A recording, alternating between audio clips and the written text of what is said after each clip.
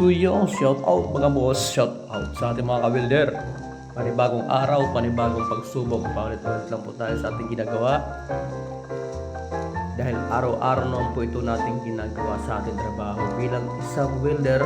Yun, salamat sa araw na ito. Salamat Panginoong Jesus sa patuloy niyo pong paggabay at pagbibigay sa akin ng kalakasan sa buhay.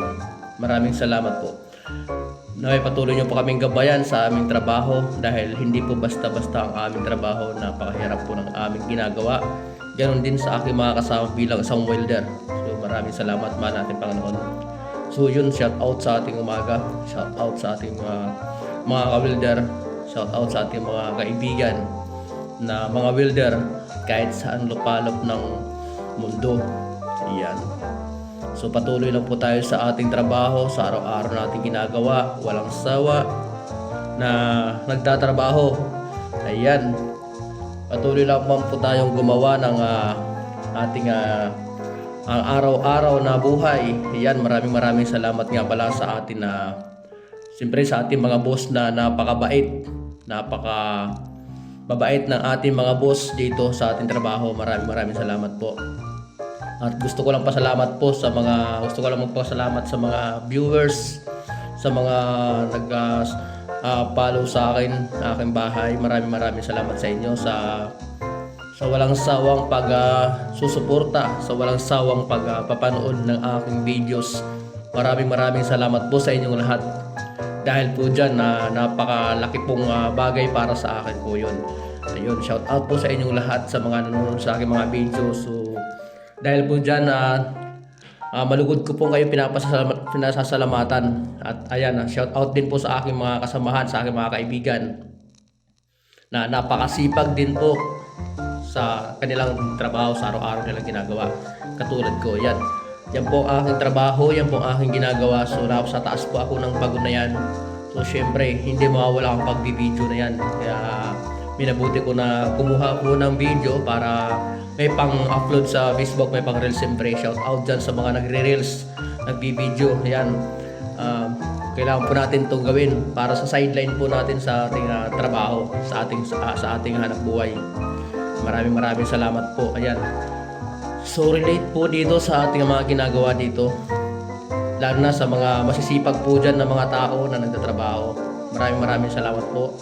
Ayan Ayan, bawat kislap po ng bakal para po yung ginagawa ko ay parang pinagdikit po na lupa at saka parang tumatawid ka sa dagat, parang gano'n. Laura, dagat. Ayan nga pala, tama. Ganon din po sa akin sa trabaho, sa bakal. Pinagdidikit ko naman po yung mga bakal na nakahiwalay. Parang ganon lang din po yun. Parang kung gumagawa ng isang tulay.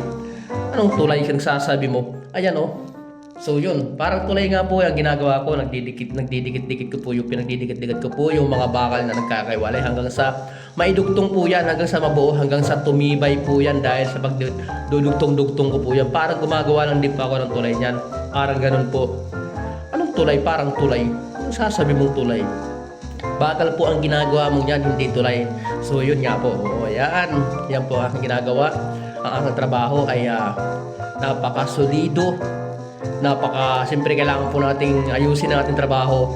So ayan na po na hanggang sa naidikit ko na po yung bakal na yan. Siyempre pag naidikit mo na po yan, para ka pong gumagawa ng bahay. Anong bahay sinasabi mo?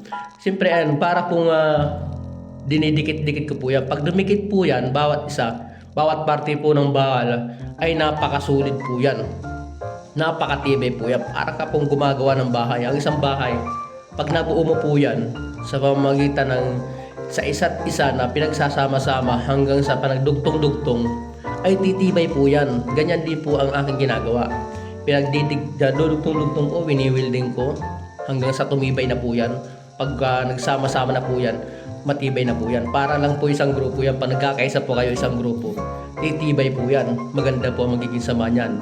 At hindi mo po mapaghihiwalay. Ano ba paghihiwalay? Sinasabi mo dyan. Ayan, ganyan din po yan. Wala pong pinagkaiba po yan sa gumagawa ng bahay, gumagawa ng tulay, sa pag-wielding. Pinagdudugtong-dugtong po ang bawat isang piraso na magkakahiwalay, na magkakadikit hanggang sa tumibay. Ganyan po yun. So ayan nga po. Ang gulo ko pong magkwento, so maraming salamat po. Pagpasensyahan nyo na sa aking kwento ay napakagulo. Ganyan naman po talaga. Pag nagkikinto po tayo, minsan magulo, minsan maliwanag, minsan po ay hindi natin maintindihan. Kagaya ko, pag nagkikinto po ako, hindi po maintindihan. Hindi ko po alam, basta't ako hindi, para sa tingin ko parang hindi ko po maintindihan ang sinasabi ko. Parang magulo po parang magulo pa po sa sinulid. Pag nagulang sinulid, mas buo pa ang sinulid dyan kaysa sa'yo. Ayan. So, sa makatuwid, ayan po, nabuo ko na po ang bakal na ginagawa ko. Napagdugtong ko na po. Ayan, sa tingin ko po, matibay na po yan. Hindi na po mapagbubuklod-buklod. Basta't sabi ko nga po, basta't na pagdikit ko na po, na-welding ko na po, ayan, matibay na po yan. Kagaya po ng isang bahay, gara ka gumawa ng tulay, paulit-ulit ka sa ginagawa mo. Siyempre ganyan na yan. Kailangan natin na paulit-ulit. Sabi nga, di maling paulit-ulit, basta